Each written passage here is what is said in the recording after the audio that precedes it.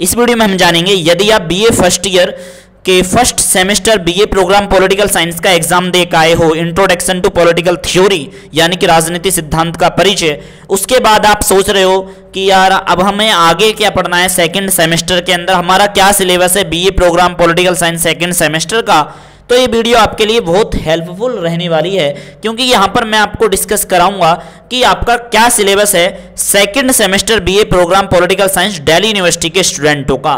तो चलिए शुरू करते हैं रफ्तार और विस्तार के साथ।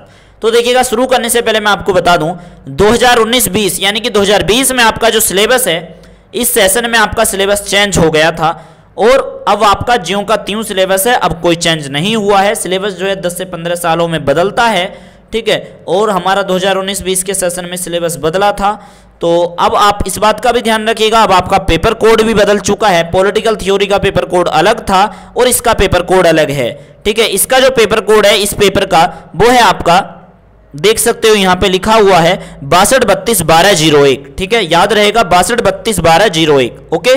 तो ये आपका पेपर कोड है और इसे इंग्लिश में क्या बोलते हैं इस पेपर को, इसे बोलते हैं इंडियन गवर्नमेंट एंड पॉलिटिक्स, ठीक है, इंडियन गवर्नमेंट एंड पॉलिटिक्स, ठीक है जी। और 62321201 ये आपका पेपर है बीए प्रोग्राम के सेकंड सेमेस्टर में जो स्टूडेंट हैं, और आपका बीए प्रोग्राम में पॉलिटिकल साइंस डिसिप्लिन का सब्जेक्ट है, ठीक है, यानी कि मेन सब्जेक्ट है आपका।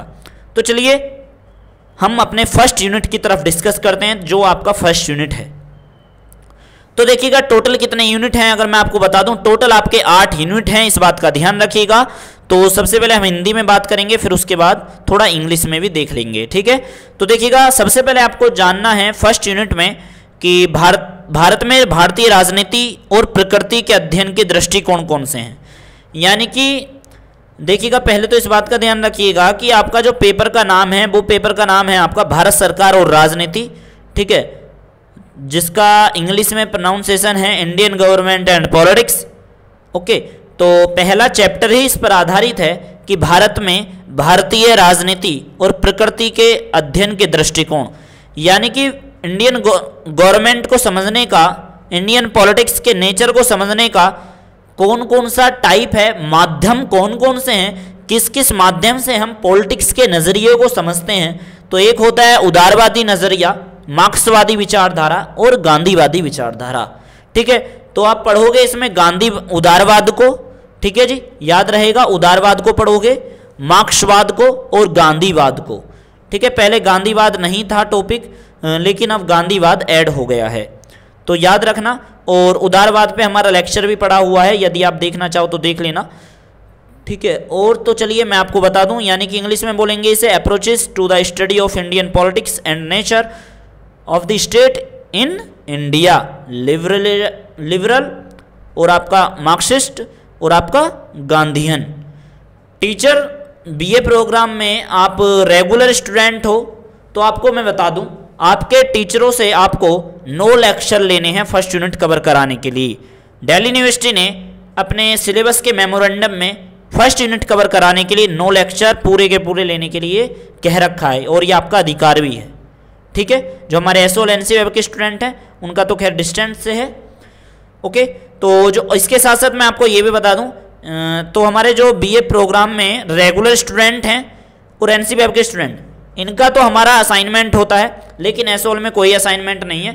बस फर्क इतना है कि आपका एसओल वाले बच्चों का पेपर 100 नंबर का बन के आता है परसेंट में, ठीक है, और हमारे जो रेगुलर और एनसी वेब के स्टूडेंट हैं उनका 75 का आएगा, ओके।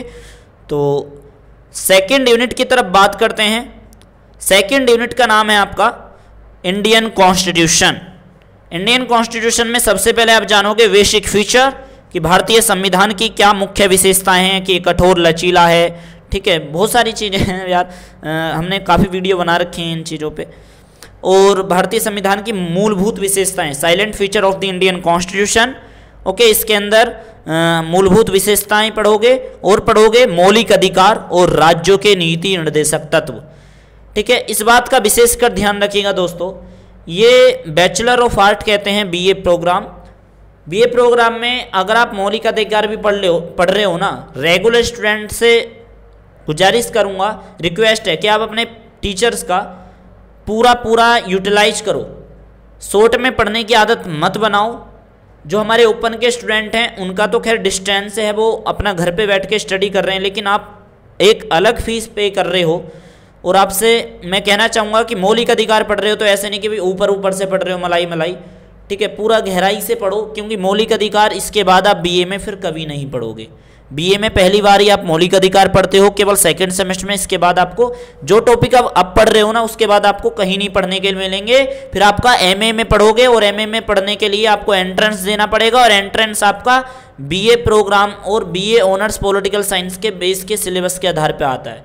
ओके, तो इसलिए अभी मेहनत करनी पड़ेगी आपको, वो सारी चीज़ें आपको खुद देखनी है कि मैं आपको क्या कहना चाहता हूँ, ठीक है। जैसे मैं कह रहा हूँ कि फर्स्ट यूनिट कवर कराने के लिए टीचर्स के आपके 9 लेक्चर लेने हैं, फॉर्मेलिटीज़ में नहीं रहना। अगर आपके टीचर्स कम लेक्चर लेने हैं तो वीडियो के कमेंट में करके उस पर भी हम कोशिश करेंगे कि वो आप उनसे कैसे कहो कि सर हमारे पूरे लेक्चर क्यों नहीं ले रहे। ओके, तो देखिएगा भारतीय संविधान में सबसे पहले आप मूलभूत विशेषताएं पढ़ोगे, मौलिक अधिकार और राज्यों के नीति निर्देशक तत्व। मौलिक अधिकार, राज्यों की नीति निर्देशक तत्व पहले अलग अलग पढ़ने हैं, फिर इनका आपको अंतर भी पढ़ना है, ठीक है। और थर्ड जो यूनिट है, अगर मैं इसे सेकंड यूनिट को पहले इंग्लिश में बता दूं तो Indian constitution basic feature debates on fundamental right and directive principle of state policy, जिसे आप क्या बोलते हो डीपीएसपी शॉर्ट फॉर्म में। और सेकेंड यूनिट को भी कंप्लीट कराने के लिए आपको टोटल 9 लेक्चर लेने हैं अपने टीचर के, ठीक है। अगर एसओएल और एनसी वेब के स्टूडेंट तो आप कहोगे कि सर हमें भी 9 लेक्चर लेने हैं, आपको ऐसे मान के चलिए कि आपको 9 घंटे पढ़ाई करनी है इस यूनिट को समझने के लिए, सेकंड को, ठीक है। तो थर्ड यूनिट है हमारा इंस्टीट्यूशनल फंक्शनिंग, यानी कि संस्थागत समारोह। इसके अंदर जो हमारे इंस्टीट्यूशनल लीडर्स हैं और हमारे निकाय कह सकते हैं, लीडर नहीं, लीडर में केवल प्रधानमंत्री हैं, ठीक है। या आप ऐसे कह सकते हो कि गवर्नमेंट को फंक्शन करने के लिए जिस इंस्टीट्यूट की हमें ज़रूरत होती है, जो आपके 3 अंग हैं सरकार के, कार्यपालिका, न्यायपालिका और विधायिका, तो वही आप इसमें चीज़ पढ़ोगे। कार्यपालिका के अंदर यहाँ पर आप विशेषकर प्रधानमंत्री जी को पढ़ोगे, ठीक है। संस्थागत समारोह इंग्लिश हिंदी में बोलते हैं, और इंग्लिश में इंस्टीट्यूशनल फंक्शनिंग बोलेंगे जहाँ तक है। और प्रधानमंत्री पढ़ोगे। कार्यपालिका मान के चलिए कि कार्यपालिका का सदस्य प्रधानमंत्री भी होता है, ठीक है, भारत में। और संसद यानी कि विधायिका को पढ़ोगे। सारा खोल खोल के पढ़ना है आपको, लोकसभा क्या है, राज्यसभा क्या है, हमारा प्रोटेम स्पीकर क्या है, उनके अधिकार क्या हैं, वो सारी चीज़, कैसे नियुक्त होते हैं, क्या कैसे आप नियुक्त कैसे हो सकते हो, यार सारी चीज़, कैरियर अपॉर्चुनिटी से लेकर सारी चीज़ पढ़नी होगी। इस बात का विशेष कर ध्यान रखिएगा। और आपको ये खुद समझना है कि आपको टीचर आपको क्या पढ़ा रहे हैं बीए में आकर, ठीक है। क्योंकि प्रधानमंत्री तो आपने 6ठी क्लास में ही पढ़ा होगा, अभी ये बीए में है, तो आपको खुद समझना है कि इसकी वैल्यू क्या है। मैं ऐसा एहसास आपको बार बार इसलिए बता रहा हूँ क्योंकि हम खुद रेगुलर स्टूडेंट हैं, और टीचर्स किस तरह का पढ़ाते हैं उस पर हमने काफ़ी वीडियो बना रखी हैं। इसलिए दोस्तों आपसे कहना चाहूँगा, ऐसा होता है अक्सर, अगर आप खूब डीपली पढ़ना चाहते हो, एमए करना चाहते हो, तो आपको खुद अपने आप से ही पढ़ना पड़ेगा। प्रधानमंत्री में आप प्रधानमंत्री की शक्ति, प्रधानमंत्री की योग्यताएं, ये सारी चीज़ पढ़ोगे बनने की, ठीक है। क्या प्रोसीजर है, शपथ कितनी बार लेते हैं, वो शपथ का क्या प्रोसीजर है, यार सारा चीज़ पढ़ना है, ठीक है। किस किस आर्टिकल में कौन कौन सी पावर है, क्या प्रोसीजर है। संसद का भी इसी तरह से, लोकसभा, राज्यसभा, फिर उसमें आप थर्ड जो हमारा अंग है संसद का, मतलब कि हमारा जिसे आप कहते हो राष्ट्रपति, ठीक है।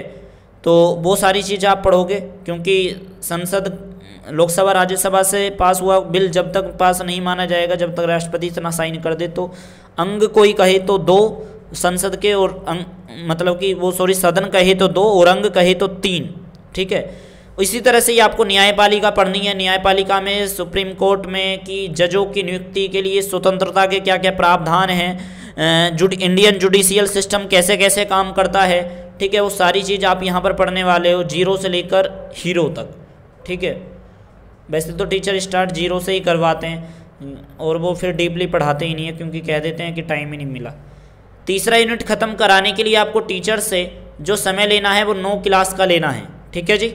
और चलिए आप चौथे यूनिट की तरफ बात करते हैं। चौथा यूनिट जो है वो है हमारा पावर स्ट्रक्चर इन इंडिया, यानी कि भारत में शक्ति संरचना। इसमें आप पढ़ोगे कास्ट, क्लास और आपका पितृसत्ता, ठीक है, पैट्रियट्री जिसे आप कहते हो।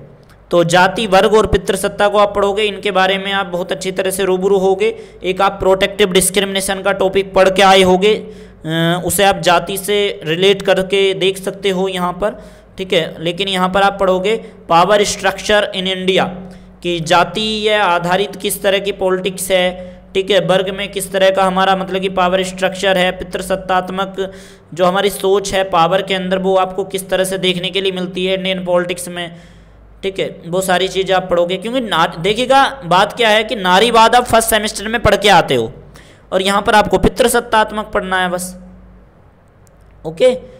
तो इसकी भी क्लास लेने के लिए आपको टोटल 7 लेक्चर लेने हैं, इस बात का ध्यान रखिएगा, ठीक है। चौथे यूनिट को ख़त्म करने के लिए रेगुलर स्टूडेंटों को 7 लेक्चर लेने हैं अपने टीचर्स के।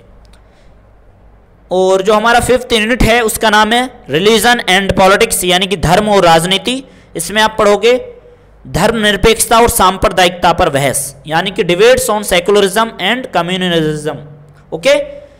तो इसमें धर्मनिरपेक्षता और सांप्रदायिकता पर आपको बहस पढ़नी है, जिसे आप धर्म और राजनीति की पॉलिटिक्स कह सकते हो। और इसके आधार पे चाहे वो राम मंदिर मुद्दा हो, जिसके आधार पे हम वोट बैंक की राजनीति कहते हैं, धर्म आधारित है, तो वो सारी चीज़ आपको टीचर्स जो हैं रिलेट कर करके भी बताएंगे, उदाहरण दे दे के बताएंगे, सारी चीज़ों को समझाएंगे, ओके। ये हमारा 5th यूनिट है। 5th यूनिट को कंप्लीट करने के लिए रेगुलर स्टूडेंटों को टोटल 6 लेक्चर लेने हैं, और जो हमारे एसओल के स्टूडेंट हैं उनको घर बैठ के ही अपनी स्टडी करनी है ऑनलाइन यूट्यूब वगैरह से। 6th यूनिट का नाम है आपका, जिसका नाम है parties and party system in India, यानी कि भारत में दल और दलीय व्यवस्था, या आप कह सकते हो भारत में पार्टी और पार्टी सिस्टम। भारत में दल और दलीय व्यवस्था, ये वाला जो टॉपिक है 12th क्लास की 2nd बुक है स्वतंत्र भारत में राजनीति, उसमें बहुत अच्छा दे रखा है। और नया जो हमारा सिलेबस अपडेट हुआ है सीबीएसई के अंदर, तो बहुत शानदार है। तो भारत में दल और दलीय व्यवस्था बहुत अच्छा है और टॉपिक भी बहुत शानदार है। वैसे तो सारे टॉपिक यार शानदार हैं, 2nd सेमेस्टर का तो खास तौर से। हो सकता है आपको 1st सेमेस्टर में इतना ना मज़ा आया हो पढ़ने में, वैसे तो वो कोरोना में पूरी तरह से निकल गया, और क्यों कॉलेज को समझने, एनवायरनमेंट को समझने में थोड़ा टाइम लग गया होगा, इतनी लेट एडमिशन होता है और जल्दी पढ़ाई होने के बाद एग्ज़ाम भी आ जाते हैं। लेकिन 2nd सेमेस्टर को कंप्लीट करने के लिए आपको अच्छा समय भी मिलेगा, इसलिए अच्छी तरह से तैयारी करिए, ओके। तो हम 6th यूनिट पे हैं, parties and party system in India. इसको कंप्लीट करने के लिए टीचर्स के आपको 5 लेक्चर लेने पड़ेंगे, ठीक है। 7th यूनिट, इसका नाम है आपका strategies of development in India since independence, okay. तो ये भी आपको 12th क्लास में बहुत अच्छी तरह से समझा रखा है। आप बेस अगर आपका क्लियर नहीं है तो आप एनसीईआरटी की किताब को पढ़ सकते हो 7th यूनिट के लिए भी और 6th यूनिट के लिए भी। तो स्वतंत्र भारत में, स्वतंत्रता के बाद भारत में विकास की रणनीतियाँ, ठीक है, जिसमें आप पढ़ोगे नियोजित अर्थव्यवस्था और नव उदारवाद। नव उदारवाद ये 4th सेमेस्टर में भी आपको पढ़ने के लिए मिलता है, ठीक है, इंटरनेशनल रिलेशन में, नव यथार्थवाद, नव उदारवाद। और यहाँ पर आप पढ़ोगे नियोजित अर्थव्यवस्था, यानी कि प्लानिड इकोनॉमी। इसके अंदर आप पढ़ोगे न्यू लिबरलिज्म और प्लानिड डेवलपमेंट। प्लानिड डेवलपमेंट में आप नीति आयोग का, ठीक है, नेशनल डेवलपमेंट काउंसिल का, एनडीसी और नीति आयोग का भी थोड़ा अच्छी तरह से पढ़ोगे। वैसे नीति आयोग तो पढ़ाना बहुत लाजमी है, वरना नियोजित अर्थव्यवस्था का अर्थ ही क्या रहेगा। लेकिन वो टीचर्स के ऊपर निर्भर करता है और आपके ऊपर निर्भर करता है कि आप टीचर से कितनी जानकारी ले रहे हो, क्योंकि दोस्तों दोनों ही कॉम्बिनेशन होते हैं। टीचर्स को पढ़ाना नहीं है, बच्चे थोड़े पढ़ते इस तरह से नहीं है, तो दोनों कॉम्बिनेशन हो जाते हैं, तो फॉर्मेलिटीज़ पूरी करके निकल जाते हैं। मैं यार इसलिए बताता हूँ ये सारी चीज़ें आपको कि आप थोड़ा अपने राइट्स के बारे में जानो। आपने फ़ीस पे करी है तो आप पूरा यूटिलाइज़ करो। 7th यूनिट को कवर कराने के लिए टीचर्स को आपको टोटल 5 लेक्चर लेने पड़ेंगे, ठीक है। और छोटा ही यूनिट है वैसे, कि इसमें आपको बस यही जानना है कि जब भारत आज़ाद हो गया तो आज़ादी के बाद भारत में विकास की कौन कौन सी रणनीतियाँ रहीं, जिसमें आपको पता होगा चुनौतियाँ जो रहीं, जिसमें सबसे बड़ा था कि एक समतामूलक एक विकास करना जो सभी वर्गों के लिए समानता पर आधारित विकास हो, तो वो हमारी एक चुनौती थी कहीं ना कहीं विकास के मॉडल में, नियोजित अर्थव्यवस्था। और हम फिर अपना योजना आयोग लाते हैं, फिर इस तरह से वो बाद में 2015 में नीति आयोग में कन्वर्ट होता है, नीति आयोग यानी कि NITI की फुल फॉर्म क्या है, वीडियो के कमेंट बॉक्स में करके दिखाओ कि देखना चाहते हैं कि 12th में किसने अच्छे पढ़ के आए हो। ठीक है, तो यही था। और 7th यूनिट को कंप्लीट करने के लिए आपको टोटल 5 लेक्चर लेने हैं। 8वां यूनिट है आपका सोशल मूवमेंट। सोशल मूवमेंट यानी कि सामाजिक आंदोलन। इसके अंदर आप पढ़ोगे वर्कर्स को यानी कि श्रमिकों को। इसमें आप पढ़ोगे कि श्रमिकों के कौन कौन से आंदोलन हुए। और इसमें आप ILO को पढ़ने वाले हो। वैसे यार पढ़ने वाले हो क्या, वो मैंने आपको बता दिया। इसमें सब पॉइंट तो दे नहीं रखेंगे, ये पॉइंटों को आपको टीचर पढ़ाएंगे। श्रमिक के आधार पे टीचर आपको क्या पढ़ा दे वो आप पढ़िएगा, लेकिन आपको खुद समझना है। श्रमिक का अंतर्राष्ट्रीय श्रम संगठन जो है नहीं पढ़ोगे, अगर श्रमिक पढ़ रहे हो तो खुद ही बताओ। तो ILO जरूर पढ़ने वाले हो, इंटरनेशनल लेबर ऑर्गेनाइजेशन। किसान तो बड़ा ही अच्छा मुद्दा है रिसेंटली के देखते हुए। ठीक है, तो किसान को पढ़ोगे, फार्मर्स को। और इन्वायरमेंट टॉपिक भी है इसमें। अगर आपके पास EVS फर्स्ट सेमेस्टर में थी और इस बार है तो इसके नज़रिए से आपको बहुत अच्छा समझ में आ जाएगा पर्यावरण वाला टॉपिक। और महिला आंदोलन, वुमेन्स मूवमेंट। ओके, तो सारी चीज़ पढ़ोगे, चाहे वो आपका चिपको आंदोलन से लेकर वो सारी चीज़। ठीक है, और इसके टोटल आपको हाईएस्ट लेक्चर लेने पड़ेंगे, इस बात का ध्यान रखिएगा 8th यूनिट को कवर कराने के लिए, क्योंकि इसमें श्रमिक का अलग है, किसान का अलग है, पर्यावरण और महिला आंदोलन का अलग है। ठीक है, तो टोटल इसके आपको 10 लेक्चर लेने हैं अपने टीचर से। ठीक है, कितने लेक्चर जी? 10 लेक्चर। आई होप कि आप पूरा सिलेबस समझ गए होंगे।